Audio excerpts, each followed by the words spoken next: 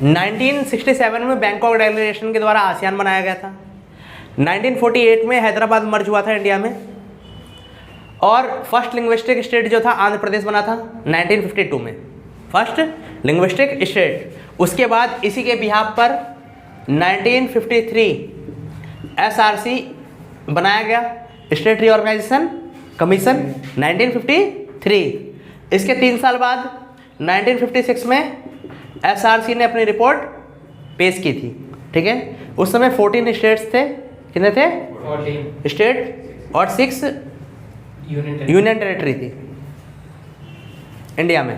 ठीक है, उसके बाद क्या हुआ? 1950 को इलेक्शन कमीशन ऑफ इंडिया आया था, बनाया गया।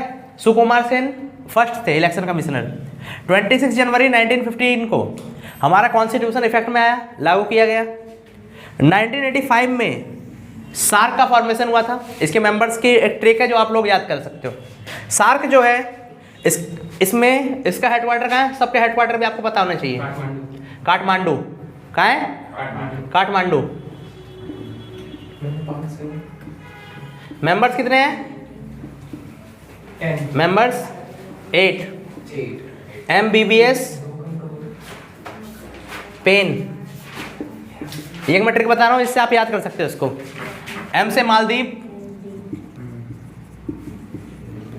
B से बांग्लादेश,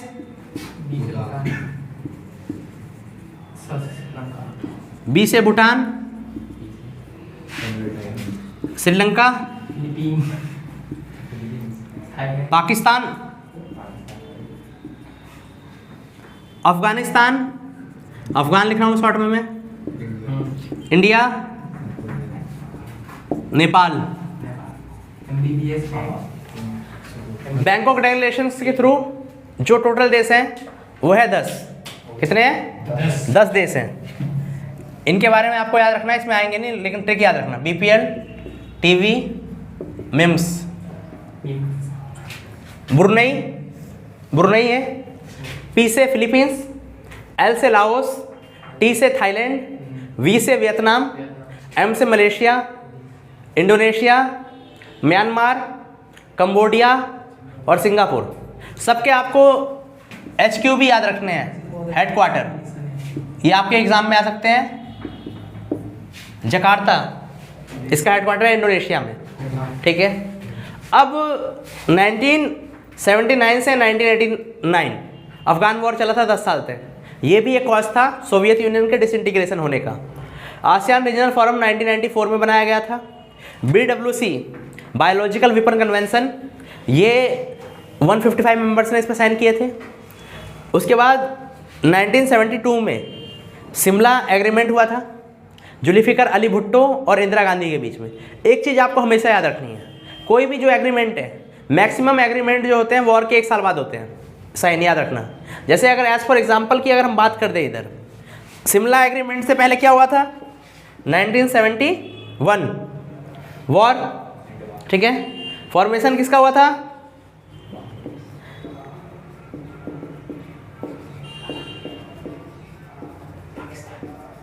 बांग्लादेश का फॉर्मेशन हुआ इसमें। उसके बाद ये साइन हुई थी। क्लियर? 4 नवंबर 1946 को United Educational Scientific and Cultural Organization UNESCO establish हुआ था। इसका हेडक्वार्टर कहाँ है? पेरिस में। ये क्या करता है? वर्ल्ड में स्टूडेंट जितने भी ना वर्ल्ड हेरिटेज, एजुकेशनल, इन सब चीज़ों को ना एक स्टैंडर्ड देता है, एक उनके लिए लिस्ट तैयार करता है यूनेस्को। यूनिसेफ ये चिल्ड्रंस के लिए फंड इकट्ठा करता है। कहीं चिल्ड्रंस के साथ मिसहैपनिंग ना हो रही हो, कहीं चिल्ड्रंस के साथ गलत ना हो, तो उसके लिए फंड करता है, उनके प्रोटेक्शंस के लिए काम करता है यूनिसेफ। ठीक है, यूनिसेफ जो है 1946 को बना था, हेडक्वार्टर इसका न्यूयॉर्क है। ILO ये सबसे पुराना पार्ट है जो यूनेस्को का ना, ये लीग ऑफ नेशन में भी था। इंटरनेशनल लेबर ऑर्गेनाइजेशन है ये, इसका हेडक्वार्टर जिनेवा में है। ये लेबर के वेलफेयर के लिए काम करता है। यही एक रिपोर्ट पेश करता है जिसमें 6 बेसिक यूनिट्स बताता है ILO। WHO World Health Organization है। ये क्या करता है? जो गरीब कंट्रीज़ होती हैं उनकी वैक्सीनेशन में सपोर्ट करता है, गाइडलाइंस पास करता है वर्ल्ड में। कंट्रीज़ के लिए क्या पास करता है? गाइडलाइंस, कि भाई किस तरीके से आप हेल्थ को आगे बढ़ावा दे सकते हो, जो देश पिछड़े हो उनकी कैसे हेल्प कर सकते हो। ये अटलांटिक चार्टर, याल्टा कॉन्फ्रेंस, ये सब जो है वॉर के समय ही मीटिंग हो रही थी कि एक ऑर्गेनाइजेशन बनाना चाहिए जो वॉर को रोका जाए इन कंट्रीज़ के बीच में। मेन 3 कंट्रीज थी शुरुआत में जो मेन थी, जैसे जो 3 कंट्रीज थी ना मेन, उसमें कौन था? अमेरिका, ब्रिटेन और यूएसएसआर। पहले शुरुआत की 3 मीटिंग इन देशों में ही हो रही थी, ठीक है। इसी में अल्ट्रांटिक चार्टर और याल्टा कॉन्फ्रेंस, इसी के थ्रू यूएनओ को इस्टेब्लिश किया गया था। 10 दिसंबर 1948 को यूनाइटेड नेशंस ने ह्यूमन राइट डिक्लेरेशन दिया था यूनिवर्सल, और 1972 में क्लब ऑफ रोम ने, ये पहली ऐसी बुक थी ना जिसने पूरे वर्ल्ड का अट्रैक्ट किया कि भाई किस तरीके से इन्वायरमेंट को हार्म पहुंच रहा है। पहली ऐसी बुक थी जिसने पूरे वर्ल्ड को ध्यान दिला दिया कि भाई इन्वायरमेंट किस तरीके से हार्म पहुंच रहा है। ये बुक लिमिट्स टू ग्रोथ 1972 में स्टॉकहोम समिट हुआ था। इसमें एक स्लोगन दिया गया था, ओनली वन अर्थ। इसी के बाद 1987 में ब्रटलैंड रिपोर्ट पेश की गई थी, जिसमें सबसे पहले और सबसे बेटर तरीके से सस्टेनेबल डेवलपमेंट की डेफिनेशन दी गई थी। ये जो ब्रटलैंड रिपोर्ट है ये नॉर्वे की प्राइम मिनिस्टर ने दी थी, ठीक है। और इसी की रिपोर्ट के बिहाफ पर 5 साल बाद रियो समिट हुआ था, इसी रिपोर्ट के बिहाफ पर 1992 में।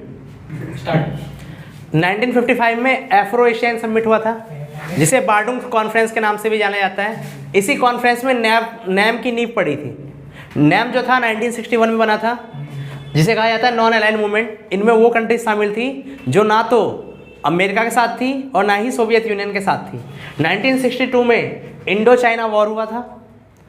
1954 में अप्रैल 29 को इंडिया और चाइना ने एक एग्रीमेंट पर साइन किया था, जिसे पंचशील कहा गया था, झाओ एनलाई ने और नेहरू जी ने।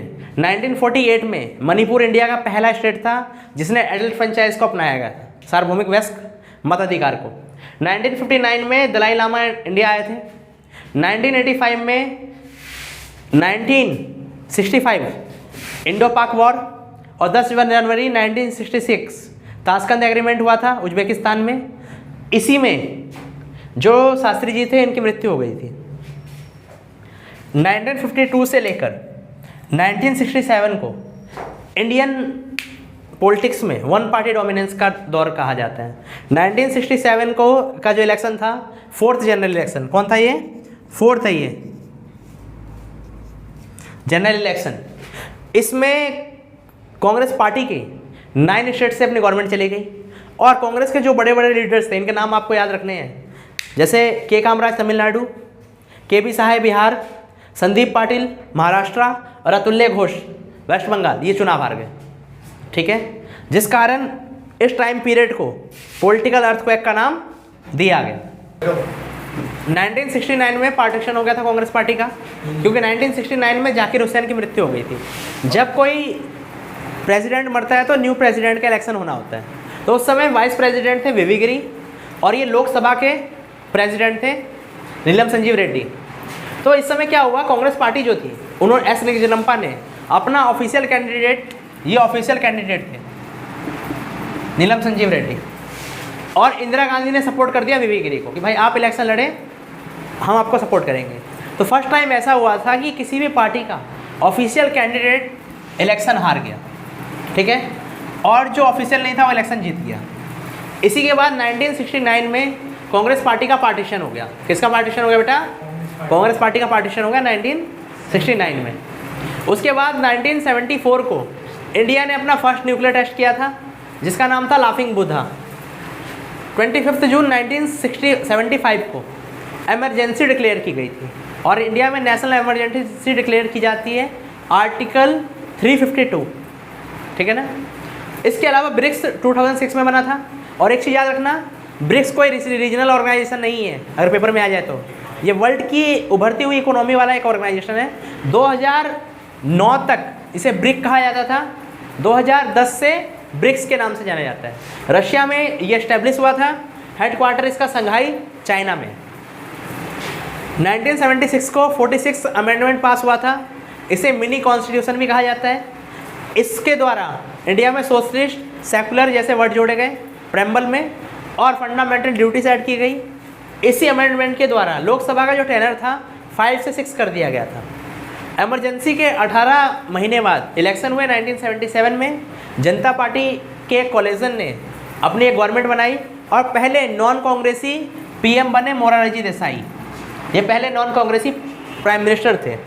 1980 में मिड टर्म इलेक्शन आया क्योंकि इनकी सरकार 2 साल के अंदर ही गिर गई, यूनिटी नहीं थी, और इंदिरा गांधी दोबारा से पीएम बने। 1984 को, जैसे कि आप जानते हो, 31 अक्टूबर 1984 को इंदिरा गांधी मर गई थी, और उसी साल जब इलेक्शन हुए तो कांग्रेस पार्टी को 415 सीटें मिली, जो आज तक किसी पार्टी को सबसे ज़्यादा सीटें मिली इंडिया में।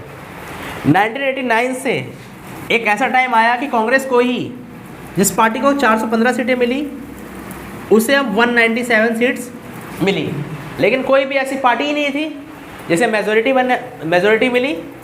तब से इंडियन कॉन्स्टिट्यूशन में एक वर्ड आया जो पहले भी था, कोलिशन गवर्नमेंट। ये 1989 से स्टार्ट हुआ।